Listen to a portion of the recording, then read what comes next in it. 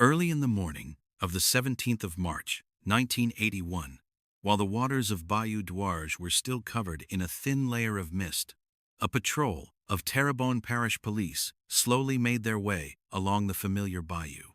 It should have been just an ordinary morning, like hundreds of other mornings in this swamp, where people woke up with the tide, the smell of mud, and the sounds of waterfowl. But then they saw the first, a body lying sideways in a small boat, hands still smelling of fishing nets. Then the second, the third. And as they went deeper, the scene unfolded that left no one speechless. 13 bodies, scattered on the water, in the boat, by the reed-covered shore.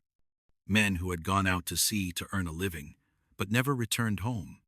What makes this story so haunting isn't just the number of deaths, it's the cause. 6 weeks earlier, there were no guns, no blood, no screams, just a cut fishing net. Worth about $400, a small sum to outsiders, but for those who live off the water, it's their capital, their honor, their entire livelihood. None of them were born to kill. They were fathers, brothers, husbands, trapped between poverty, wounded pride, fear, and the silence of those who should have intervened. This story isn't about innate violence. It's about the moment when people believe they have no other choice. Terrebonne Parish is not a place where people come to get rich quick. This is a land where the boundary between land and water is never clearly defined. The ground is soft, the water is murky, and the tides rewrite the map every day. Those who live here learn to accept that everything is temporary. A house may stand today, but tomorrow the water will reach the doorstep. The bayou canals snake through the swamp like blood vessels. On either side are wooden shacks built on stilts, with rusty corrugated iron roofs and patched-up awnings. In the mornings, the men go out to sea while it's still dark. In the evenings, they return in silence, the smell of fish, engine oil, and mud clinging to their skin. Life here isn't noisy, but it's always tense, because just one bad season can plunge an entire family into debt. There are no police officers stationed along the bayou. There are no flashing lights to reassure people at night. Instead, the community operates on unwritten rules. Rules about where to place nets. Rules about first come, first served. Rules about respect among those who live off the water. These rules require no signatures, only mutual understanding. But unwritten laws only exist when everyone believes in them. When the economy tightens, when newcomers arrive, when the fear of losing one's livelihood outweighs the willingness to endure, those laws begin to crack. And where formal law is so far removed, even along the Bayou Douarge, one can see camps standing not far apart, just a few miles of water, just a bend in the bayou. But between them lies an invisible distance, far deeper than the width of the water's surface. The majority of the longtime residents are French Cajuns. They were born here, grew up by the water, and learned their trades from their ancestors. They speak little, work hard, and trust experience more than explanation. For them, the bayou is not just a place to make a living. It is their identity. It is something passed down from generation to generation without needing to be stated in words. In the late 70s, a group of Vietnamese arrived in this swampy area. They were people who had left their homeland, having gone through war, re-education camps, and perilous sea voyages. When they arrived in Terrebonne Parish, they brought very little with them, but they had one thing in common. They needed to survive, and fishing was the only way they knew. Two communities go to the water together every morning, sell fish to the same dealers, and face the same pressures of fuel prices and debt, but they rarely speak to each other. Different languages, different memories, different understandings of respect and rights. In a cramped economy, these differences don't need hatred to become tension. A simple feeling that one's share is shrinking is enough. And when people begin to see others as a threat to their own livelihood, even the same body of water. The Hebert family is a familiar name along Bayou Douarge. Not wealthy, not ostentatious, but old enough to be considered a respectable family. Their profession is not just a job. but a part of their honor passed down through generations. Raymond Habert, the eldest son, was 47 years old. He was quiet, cautious, and rarely spoke more than necessary. Those who knew Raymond remembered him sitting silently on the farm porch at sunset, his eyes fixed on the water, as if reading a book only he understood. His wife had died young. His children were grown and had not followed in his footsteps, and Raymond lived with a heavy sense of responsibility. If he let go, the whole family would be swept away by the current. Alcide, the middle brother, 43 years old, is a different story. He's hot-tempered and easily hurt. Some days Alcide is willing to help others with gas or lend them tools, but other days he becomes bitter, especially when alcohol and economic pressure combine. Inside Alcide is a fear of failure, a fear of being looked down upon, a fear of losing the position the family has held for so long. Paul, the youngest, 39 years old, is less expressive, but carries his own burden. His 3 young children mean he can't afford to be weak. Paul once tried leaving the bayou to pursue other work, but always returned, because leaving the water felt like abandoning himself to him. 3 men, 3 different personalities, but sharing one belief, that if they don't protect what belongs to them, no one else will. And it is this very belief, a few miles south of Habert's camp, near where Bayou Douarge opens into the bay, lies a small cluster of Vietnamese families' camps. Their houses are simple wooden structures, their boats old, and their nets patched more often than new. But within this makeshift setting lies a clear determination. They haven't come here to cause trouble. They've come to live.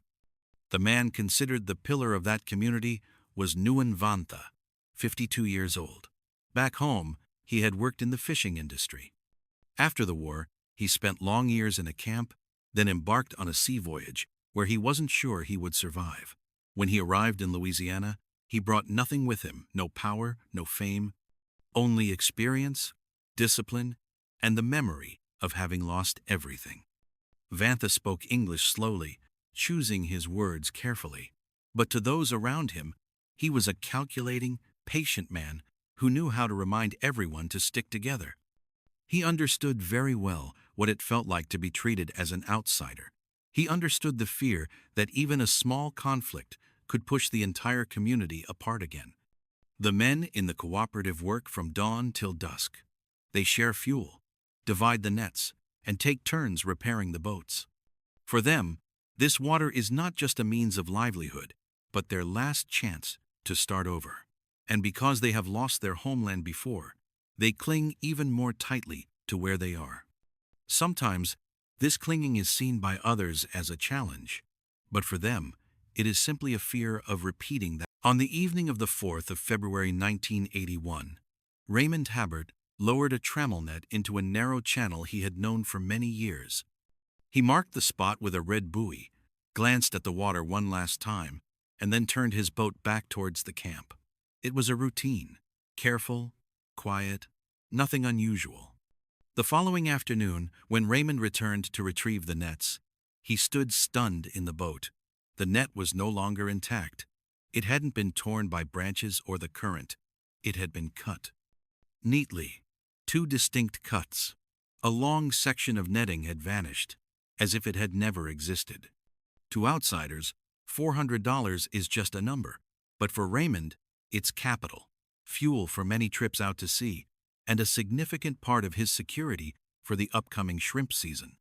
More importantly, it's a sign that someone has crossed a boundary that this community has always respected. Raymond wasn't angry. He gathered the remaining nets, placed them in the boat, and rowed back in silence.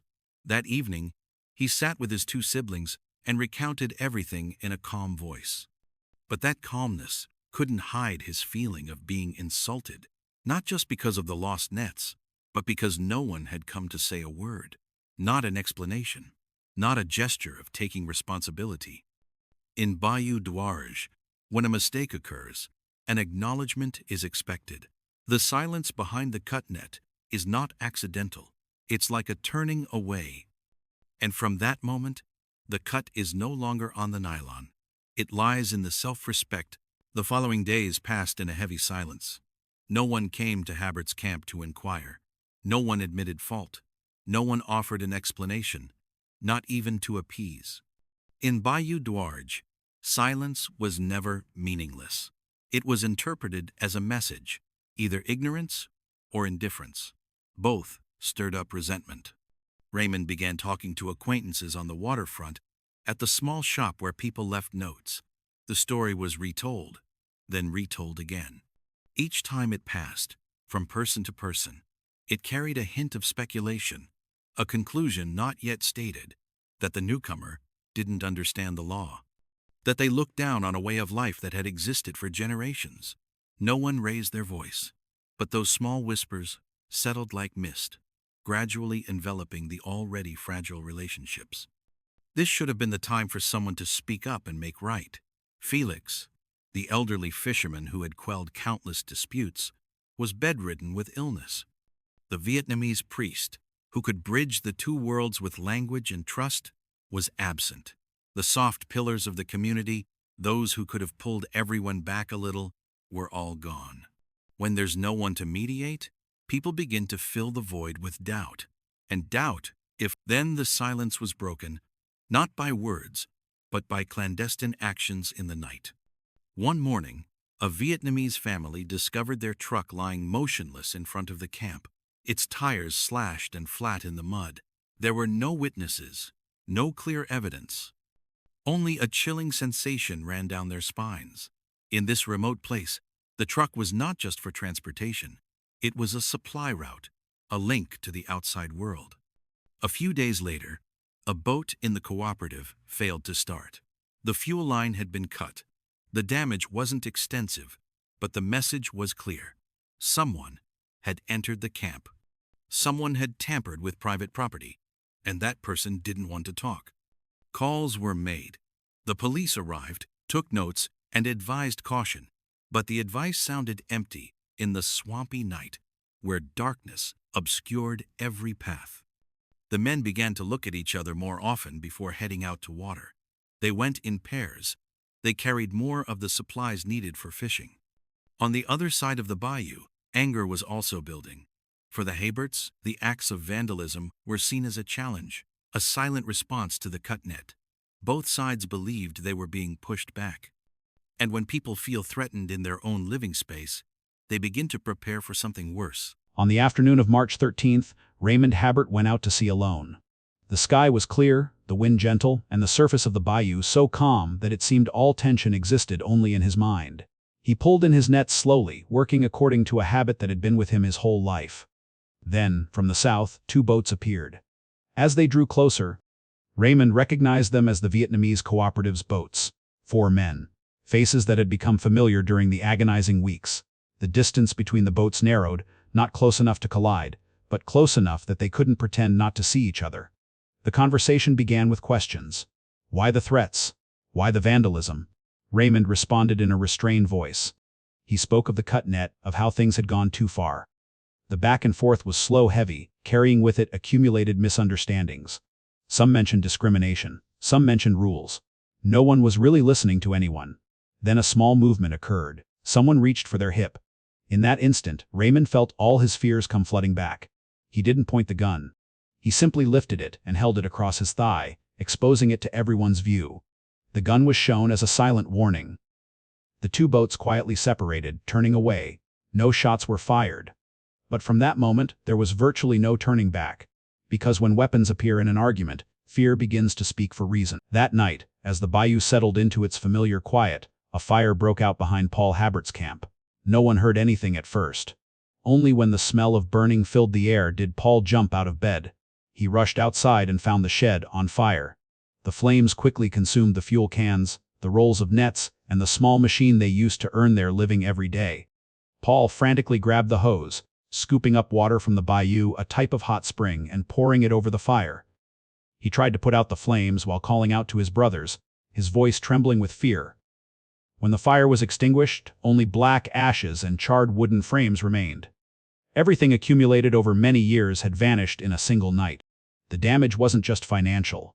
It was the feeling of being violated in what should have been the safest place. The next morning, the three brothers stood amidst the ashes. No one spoke loudly. There was no need to speak. In their minds, the answer was clear. The fire was no longer a warning. It was a declaration that the boundary had been crossed, that the dispute on the water had spilled into their private lives. And from that moment on, things could never go back to how they were before. On the afternoon of March 14th, 3 boats left Habert's camp almost simultaneously. No one spoke much. Familiar actions were performed in silence: refueling, starting the engines, checking the nets, and checking things that rarely needed checking before. Weapons were kept within reach, not to show off but to prepare for what they believed might happen. On the surface of the bayou, the water flowed as usual. But in the hearts of those men, the calm had vanished. They didn't go straight to the Vietnamese camp. They stopped at a narrow section of the bayou, where many branches led to the swamp. A location no one had chosen randomly. There, it wasn't easy to turn back. It wasn't easy to avoid each other. Around mid-afternoon, 2 boats belonging to the Vietnamese cooperative appeared from the south, returning after a day's work. On board were tired men, their minds preoccupied with getting back to the camp, mending their nets, and having dinner. They didn't know that ahead of them lay a crossroads from which there was no turning back. As the distance narrowed, the first words began to speak. There was anger. There was reproach. There were mentions of the fire the night before. There were denials. The words were no longer as calm as the day before. Each person carried their own fear, and that fear made each word sharper. No one backs down. No one admits wrong. And in that brief moment, when people believe the other is a direct threat, the bayou ceases to be a place of livelihood. It becomes the final boundary between life and death. No one remembers exactly where the first shot came from. All they know is that in that moment, all words became meaningless. A short, dry bang ripped through the bayou's stillness. And then other bangs followed, rapid, chaotic, and out of control. Water splashed up around the sides of the boat. Metal rattled under the force of the bullets. The men, who had just been arguing verbally, now reacted instinctively to survival. Some ducked down in the boat. Some turned to find an escape route. Some, with trembling hands, still pulled the trigger, fearing that stopping would mean losing their chance. One man fell into the boat, his blood mixing with the stagnant water. Another slipped and fell into the bayou, desperately clinging to the side in panic. Cries for help mingled with the roar of the engine, the sound of bullets hitting the water, and the gasping breaths of bodies pushed to their limits. Bayou Duarge, a place that had sustained generations, was transformed into a battlefield in a matter of minutes. There was no formation, no tactics, only fear, anger, and split-second decisions with lasting consequences. As the gunfire continued, no one thought about the net, the rumors, or who was right or wrong. Only one thought remained: to survive, and that single thought propelled the tragedy further than anyone could have imagined. When the gunfire finally ceased, the bayou fell into a strange silence. Not peaceful, but the silence of something that had been broken beyond repair. Only the intermittent hum of the boat engines, the panicked cries of waterfowl flying up from the reeds, and the smell of gunpowder mingled in the damp wind. A nearby fisherman heard a prolonged explosion and initially thought someone was shooting a crocodile. But the eventual silence made him uneasy. He rode out to investigate. What he saw made him stop in his tracks. A man lay motionless on the muddy bank, his shirt soaked in blood. Further away, a boat drifted adrift, its engine still running, containing lifeless bodies. The rescue team arrived in the late afternoon. They followed the current, finding bodies one by one, in the boats, underwater, along the bayou. Each person represented a life, a family waiting at home. By the time night fell, the number was confirmed.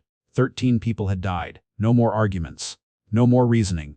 Only names read aloud in the dim light, and a silent question hanging over the swamp. How, in such a way, did an ordinary afternoon end with so much loss? The investigation began almost immediately, but from the outset, it carried a sense of helplessness. The scene stretched across the water, where mud and tides erased traces faster than any human could record. The boat had drifted away. Shells had sunk. Blood had seeped and dissolved into the bayou as if it had never existed. Local police, nature conservationists, and then state police all joined forces. They pieced together the fragments of what remained: the location of the bodies, the direction of the bullets, the fragmented accounts of those who arrived later. But each answer opened a new gap. Who fired first? Who reacted instinctively? Who tried to run? Who tried to save the person next to them? Only 2 survivors remained from the Vietnamese cooperative. They were found after dark, shivering in the reeds, one wounded, the other nearly collapsed. Through an interpreter, they recounted how everything happened so quickly. Before they could finish speaking, the guns were firing. They weren't sure who started it. They only knew that once the violence began, it didn't stop until most people were dead. Those who could tell the whole story are dead. Those who survived carry only fragmented memories. And amidst the mud and water of the bayou, truth emerges not as a straight line, but as a cracked mirror, reflecting fear, mistakes, and decisions made in moments of irreversible loss. In the months that followed, as the mud settled and the water returned to its normal state, a question silently haunted Terrebonne Parish: who would be held responsible for the 13 deaths? The answer, cold and hard to accept, was no one. Most of those who fired the shots died instantly at the bayou. 2 survivors were questioned and initially charged, but each charge fell apart. There wasn't enough evidence. It was impossible to determine who fired first. It was impossible to prove intent to kill. In an incident where fear and chaos reigned, the law couldn't find a solid foundation to convict. And so, there was no proper trial. No public moment for the truth to be fully revealed. Only the case was closed, and families were informed that the case ended as a tragic confrontation. For them, it wasn't an end. It was a void. Justice, in this case, doesn't come with handcuffs or a sentence. It hangs in the air, vague, leaving those left behind with the feeling that their pain has been acknowledged, but never truly answered. After a series of funerals, Bayou d'Arge was no longer the same.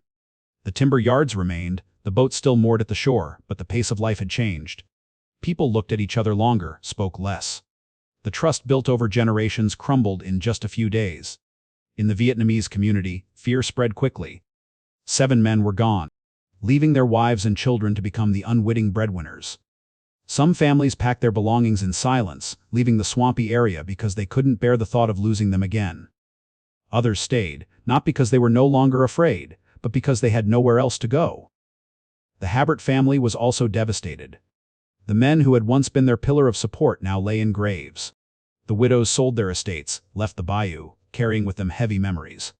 The name once associated with skill and prestige now evoked more regret and sorrow than pride. Children grow up amidst whispered stories. Adults learn to be silent. Not because they have forgotten, but because the pain is too great to recall. A community once bound together by shared water is now torn apart by the memory of an afternoon when everything shattered. Years passed, and as the gunfire faded into the distance, people began to try to understand what had really happened at Bayou d'Arge. Not to justify it, but to explain why ordinary people had reached a point of no return. One perspective suggests this was a systemic failure. In a remote area, where the law was slow to arrive, economic support was virtually non-existent, people were forced to fend for themselves. Without a mediator and a strong government presence, small conflicts, left unchecked, would accumulate and erupt. According to this understanding, the deceased were not only victims of each other, but also victims of prolonged neglect. Another interpretation looks at culture and honor. Both communities carry codes of conduct that emphasize respect and self-preservation. For the Cajuns, the intrusion on property is an unforgivable humiliation. For the Vietnamese, the feeling of being threatened evokes memories of losing their homeland and the fear of being pushed away again. When these 2 value systems clash in the cramped space of the swamp, neither side feels it can retreat without losing itself. And then there's the simplest yet most painful perspective that when cornered, people will do things they never thought they could do. Not because they're evil, but because they're afraid. Because in that moment, they believe pulling the trigger is the only way to survive. And that very belief transforms a small dispute into an unwanted tragedy. Today, Bayou d'Arge is much quieter. Many fishing camps have been abandoned, some becoming weekend retreats. The tide rises and falls regularly, as if unaware that this place once witnessed a bloody afternoon. Time has softened the surface, but not erased the memory. In a humble corner of the community, a small tombstone bears the names of 13 men who died that March. No blame. No explanation. Just the names side by side, a reminder that they were once neighbors, that they once shared a life on this very water. The families who remained learned to move on. Children grew up, speaking new languages, carrying old memories as a silent part of local history. Some tried to heal with small gestures. But most chose silence, because some pains can only endure when left unspoken. The story of Bayou d'Arge doesn't end with a verdict. It ends with a question that remains when people are pushed to the brink by poverty, fear, and lack of escape. What do we choose? And what must society do to ensure that no one believes they must kill to survive?